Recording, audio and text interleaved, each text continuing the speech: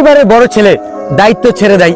5-10 বছর সংসার চালানোর পর ছোট ছেলের কাছে বাবা মা থেকে যায়, ভাই ভাবি হয়ে যায়। পর কয়েক বছর সংসার চালিয়ে বড় ভাই বড় বড় কথা বলে, ভাবি সাপ প্যাঁচ লাগায়, ছলে বলে কৌশলে। শুধু বড় ছেলের নামই শুনি কষ্টের গল্প। আমি ছোট বলেই সমাজ ভাবে ছোটদের কষ্ট অল্প।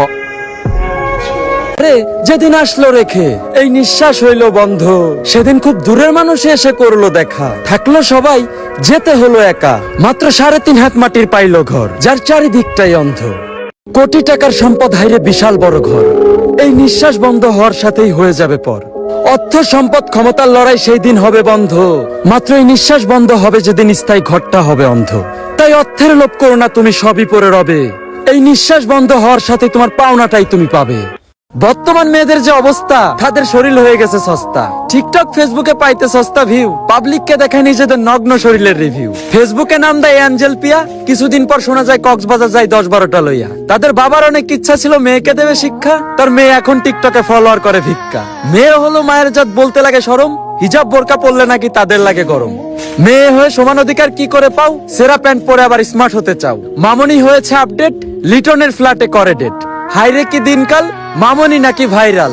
মামনির বাবা করে তাবলিগ, মামনির লিঙ্ক চাই পাবলিক। সবাই করে উপহাস, মামনি নাই গলায় ফাঁস। মামনিদের বলতে চাই স্মার্ট হয়ে লাভ নাই, ভালোই যদি হতে চাও আল্লাহর কাছে ক্ষমা চাও। সমাজে সুদ ঘুষ খাওয়া এটা যার হতে পারে পেশা, দেখবেন দুধের দাঁত পড়ার আগেই তার ছেলে করে নেশা।